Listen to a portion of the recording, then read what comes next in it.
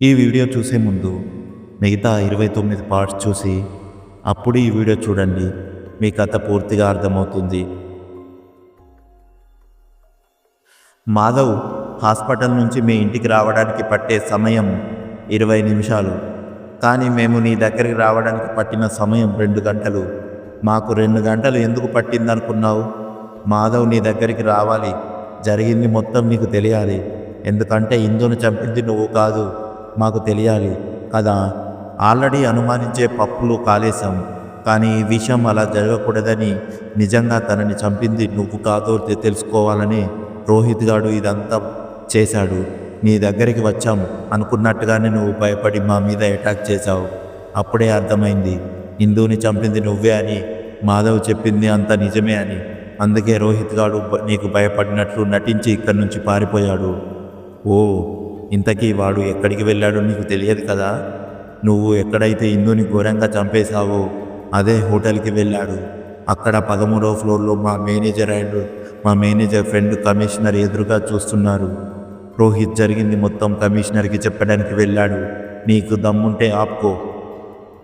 అర్జున్ ఓ shut తల పట్టుకొని ఉండ్రా, ముందు వాడి అంతు చూసొచ్చి నీ సంగతి చెప్తా. టెన్షన్ పడుతూ జరిగింది మొత్తం రోహిత్ ఎక్కడ కమిషనర్కి చెప్పేస్తాడో అని అర్జున్ భయపడి టెన్షన్గా పరిగెత్తుకుంటూ హోటల్ లోపలికి వెళ్ళాడు. కింద అంతా చెక్ చేశాడు. ఎక్కడ రోహిత్ కనిపించలేదు. ఇక టెర్రస్ పైన ఉంటాడనుకొని అక్కడికి పరిగెత్తుకుంటూ లిఫ్ట్ దగ్గరికి వెళ్ళి కంగారుగా లిఫ్ట్ డోర్ ఓపెన్ అయ్యేంత వరకు లిఫ్ట్ బటన్ నొక్కుతూనే ఉన్నాడు. లిఫ్ట్ వచ్చిన తర్వాత లోపలికి వెళ్ళి 13వ అంతస్తు వెళ్ళడం కోసం బటన్ నొక్కాడు. అర్జున్ బటన్ నొక్కి పక్కకు తిరిగిన వెంటనే అర్జున్ ముఖంలో ముఖం పెట్టి ఒక వికృత ఆకారం అలా కనిపించింది. ఇలా మాయమైంది. అర్జున్కి ప్రాణం పోయినట్టు అనిపించింది. ఒక్కసారిగా గట్టిగా ఊపిరి పీల్చుకొని ఓ ఇదంతా భ్రమ అని అర్జున్ మనసులో అనుకున్నాడు. కానీ అప్పుడే అర్జున్కి గుర్తుకు వచ్చింది తను ఇందును చంపింది ఇదే లిఫ్ట్లో అని. దాని గురించే ఆలోచిస్తూ లిఫ్ట్ ఎప్పుడెప్పుడు ఆ 13వ అంతస్తులోకి వెళ్తుందా అని చూస్తూ ఉన్న ఇంతలో లిఫ్ట్ పైనుంచి అర్జున్ నెత్తి మీద ఏదో కారుతుంది. ఏం కారుతుందా అని తలపైకెత్తి చూడగానే లిఫ్ట్ పైనుంచి రక్తం దారలుగా అర్జున్ నెత్తి మీద కారింది. ఇంతలో అర్జున్ చెయ్యి ఎవరో పట్టుకున్నారు. ఎవరా అని తల కిందకి చూడంగానే అర్జున్ వాళ్ళ చిన్న కూతురు. అది అమ్మ రక్తం. నాన్న అమ్మని, నన్ను, అక్కని చంపింది నువ్వేనా అని అడిగింది. అర్జున్ భయపడిపోయి కాదు, నేను కాదు అని గట్టిగా లిఫ్ట్లో అరిచాడు. ఇంతలో లిఫ్ట్ 13వ అంతస్తు డోరు దగ్గరకు వచ్చి ఓపెన్ అయింది. అర్జున్ భయపడి అరుస్తూనే ఉన్నాడు. లిఫ్ట్ ఎదురుగా ఉన్నవాళ్ళు అర్జున్ని పిచ్చోడ్లా చూశారు. అర్జున్ కళ్ళు తెరిచి చూసేసరికి అక్కడ రక్తం లేదు. అర్జున్ కూతురు కూడా లేదు. భయం నుండి తేరుకొని లిఫ్ట్లో నుంచి బయటకు వచ్చాడు. బయటకు రాగానే ఎదురుగా రోహిత్ ఉన్నాడు. అర్జున్ని చూసిన రోహిత్ భయంగా టెర్రస్ పైకి పరిగెత్తాడు.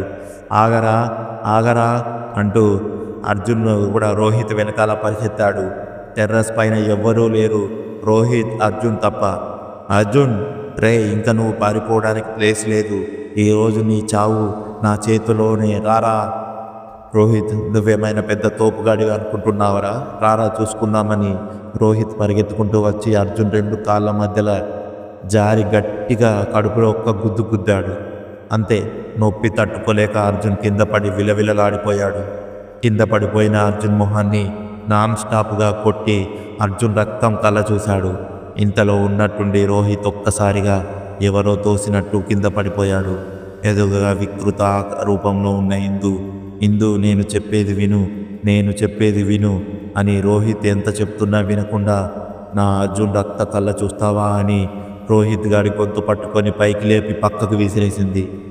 వికృత రూపంలో ఉన్న ఇందు మామూలు రూపంకి వచ్చి ఏడ్చుకుంటూ అర్జున్ దగ్గరికి వెళ్ళి అర్జున్ మొహాన ఉన్న రక్తం తుడుస్తూ నా అర్జున్, నిన్ను ఎవరిని ఏమీ చెయ్యనివ్వను, నువ్వు నా ప్రాణం అర్జున్ అని అర్జున్ పైకి లేపింది. అర్జున్ని పైకి లేపి గట్టిగా హక్ చేసుకుంది. అర్జున్, ఇందు నిన్ను ఎవరో చంపితే కనిపెట్టలేక ఆ నేరం నా మీద నెట్టాలని చూస్తున్నారు ఇందు. నేనెందుకు నిన్ను చంపుతా చెప్పు, నువ్వు నా ప్రాణం రా ఇందు అని టెన్షన్ పడుతూ. ఇందు సరే టెన్షన్ పడకు, తన చూపుడు వేలును అర్జున్ పెదాలపై పెట్టి అర్జున్ మాటలు ఆపుతూ, నువ్వు నాకు మాత్రమే సొంతం అర్జున్. నీకున్న ఏమైనా జరిగితే జరగనిస్తానా చెప్పు. సరే, నేను చెప్పేది జాగ్రత్తగా విను. అర్జున్ టెన్షన్ తగ్గించుకొని, Indu I love you Arjun. Arjun I love you too Indu. I love you two.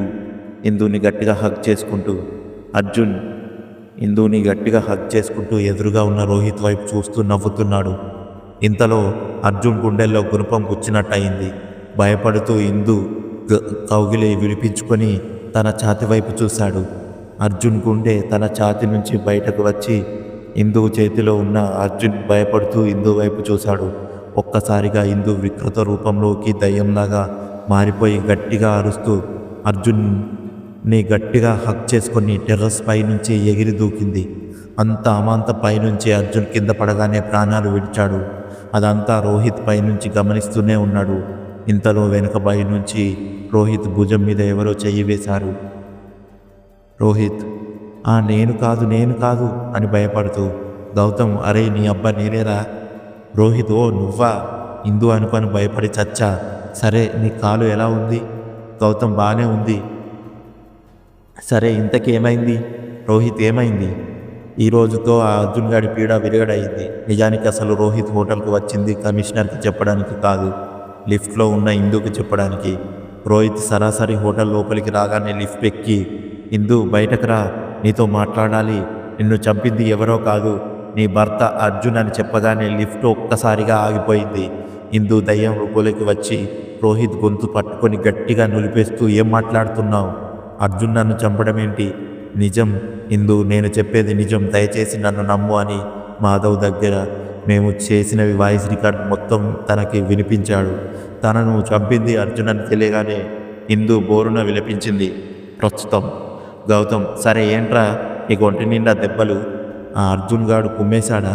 Rohit భుజం మీద చెయ్యి వేసుకొని కుంటుతూ నడుస్తూ, రోహిత్ అంత ఏం లేదు, వాడిని నేనే వీరకుమ్ముడు కుమ్మాను.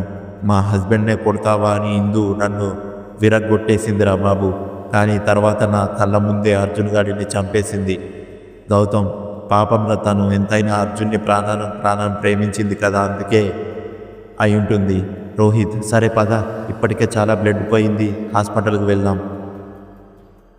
నేను రోహిత్ లిఫ్ట్ ఎక్కుదామని వెళ్తుంటే మాకు ఎదురుగా ఇందు రూపం వచ్చింది. చాలా థ్యాంక్స్ చిన్ని తమ్ముళ్ళు, ఈ అక్కకి సాయం చేసినందుకు. మీకు ఎప్పుడు ఏ ఆపద వచ్చినా ఏ రూపంలో నుండైనా వచ్చి ఈ అక్క మీకు సహాయం చేస్తుంది. మీకు ఇచ్చిన మాట ప్రకారం ఈ లిఫ్ట్ వదిలి నేను వెళ్ళిపోతున్నాను. మీ వల్ల నా ఆత్మకు శాంతి కలిగింది. ఇక వెళ్ళొస్తాను అని చెప్పి నవ్వుతూ ఇందు శూన్యంలోకి కలిసిపోయింది. ఇందు మా అమ్మ పోగానే నాకు రోహిత్ గాడికి ఎక్కడ లేని దుఃఖం వచ్చింది. ఇద్దరం చిన్నపిల్లల్లా ఏడ్చాము. రోహిత్ హే పోరా, నేను ఏమి ఏడవడం లేదు, నువ్వే ఏడుస్తున్నావు కళ్ళు తుడుచుకుంటూ. సరే పద హాస్పిటల్ వెళ్దాం. ఇందుని చంపింది అర్జున్ అని జరిగింది మొత్తం ఇందు గారి అమ్మగారికి ఫోన్ చేసి చెప్పాము. ఆమె ద్వారా ఎమ్మెల్యే ఫోన్ చేసి అర్జున్తో పాటు ఇందు చావుకు కారణమైన మాధవ్ ఇంకా అశ్విన్ని వాళ్ళు మాట్లాడినప్పుడు రికార్డులు చేసిన వాయిస్ రికార్డులు ఎమ్మెల్యేకి ఇచ్చి వాళ్ళు అరెస్ట్ అయ్యేలా చేశాము. కానీ అర్జున్ చావు గురించి పేపర్లో ఆస్తి కోసం భార్యను చంపిన భర్త అని, అనుమానాస్పద స్థితిలో భర్త ఆత్మహత్య, పోలీసుల అదుపులో భార్యని చంపడానికి సహకరించింది అతని స్నేహితులు అశ్విన్ మాధవ్ అని పేపర్లో వేశారు. కానీ విచిత్రం ఏంటంటే అర్జున్ పోస్ట్మార్టం రిపోర్ట్లో సూసైడ్ అని తేలింది. దాంతో అర్జున్ కేసుని పోలీసులు ఆత్మహత్య కింద రాసుకొని కేసు క్లోజ్ చేశారు. కొన్ని రోజుల గడిచిన తర్వాత హాస్పిటల్లో రాజేశ్వరి, గౌతమ్ బాబు నీకోసం పళ్ళ రసాలు తెచ్చాను. బెడ్ మీద నుంచి ముసుగు కప్పుకొని పడుకొనున్న గౌతమ్ వైపు చూస్తూ, రోహిత్ రాజేశ్వరి డార్లింగ్ నేను గౌతమ్ను కాదు, దిస్ ఈజ్ రోహిత్ ముసుగు తీస్తూ. రాజేశ్వరి ఓరి ఎదవా నువ్వా, అయినా నీకేం పోయాం కాలంగా బెడ్ మీద పడుకున్నావు ఏంటి ఇంతకీ? గౌతమ్ ఏడి? రోహిత్ నిద్ర వచ్చింది పడుకున్నా దానికి తిట్టాలా? వాడు బాత్రూంలో ఉన్నాడు చూసుకోపో. అయినా నాకేం వాడి ఇష్టం లేదు ముసుకేసుకోవడానికి. గౌతమ్ హాయ్ అమ్మా. వాష్ రూమ్ నుంచి బయటకు వస్తూ, మీకెందుకమ్మా శ్రమ, ప్రతిరోజు కష్టపడి ఇవన్నీ తెస్తున్నారు. రాజేశ్వరి కష్టమేంట్రా కష్టం, అయినా ఎవరి కోసం చేస్తున్నాను, నా కొడుకు కోసమే కదా. జ్యూస్ ఇస్తూ, పాలేరు డాక్టర్ ఎప్పుడూ ఇంటికి వెళ్ళమన్నారు బాబు. గౌతమ్ కాలు నొక్కుతూ, గౌతమ్ ఒక 2 డేస్లో డిశ్చార్జ్ చేస్తా అన్నారు. రోహిత్, కట్టప్ప వాడి కాళ్ళు నొక్కింది చాలు కానీ ఇటురా, నా కాళ్ళు నొక్కుదు కానీ. పాలేరు వైపు చూస్తూ, పాలేరు, అట్టాగే బాబు, ఇదిగో వస్తున్నా. రాజేశ్వరి, గౌతమ్ మా అన్నయ్య వాళ్ళ కూతురు ఉంది, పెళ్లి చేసుకుంటావా? రోహిత్, చేసుకుంటాడులే కానీ ఇంతకీ ఫిగర్ బాగుంటుందా? రాజేశ్వరి, నోర్ము ఎదవా. యాపిల్ రోహిత్ వైపు విసురుతూ. Rohit, thanks darling. Apple catch పడుతూ. రాజేశ్వరి, అమ్మాయి కుందనపు బొమ్మలా ఉంటుంది, మీకు నచ్చితే చెప్పు, వెంటనే వెళ్ళి మీ అమ్మ నాన్నలతో మాట్లాడతా. అమ్మాయి ఫోటో గౌతమ్కి చూపిస్తూ, గౌతమ్, అమ్మాయి బాగుంది, మా ఇంట్లో వాళ్ళతో ఒకసారి మాట్లాడు, అమ్మాయి వాళ్ళ దగ్గరికి వెళ్ళి ముహూర్తం పెట్టుకొని వద్దాం. రాజేశ్వరి, అమ్మయ్య, ఇక నీ పెళ్ళి సెట్ అయిపోయినట్టే. రే రోహిత్, మా రెండో అన్నయ్య కూతురు కూడా పల్లెడుకు వచ్చింది, చేసుకుంటావా? రోహిత్ పక్కన కూర్చుని, రోహిత్, నీకో దండం తల్లోయ్, నన్ను వదిలేయి, నా కోసం ఆల్రెడీ మా మరదలు వెయిటింగ్. రాజేశ్వరి, పోరా, నువ్వెప్పుడు ఇంతే. రోహిత్, రే గౌతమ్, నీకు మాత్రం కొడుకు పుడితే నా పేరే పెట్టాలి రోయ్, ముందే చెప్తున్నా. అబ్బాయి పుడితే రోహిత్ అని పేరు పెడతానో లేదో తెలియదు కానీ అమ్మాయి పుడితే మాత్రం ఖచ్చితంగా ఇందు అనే పేరు పెడతా. ఈ కథ ఇక్కడితో సమాప్తం. మీకు ఎలా అనిపించిందో, నచ్చితే లైక్ చేసి ఏమనిపించిందో కామెంట్ రూపంలో తెలియజేయండి. అలాగే మరిన్ని కొత్త హర్రర్ వీడియోల కోసం మన ఛానల్ని లైక్ చేసి సబ్స్క్రైబ్ చేసుకోండి. Thank you for watching our videos. Please do subscribe.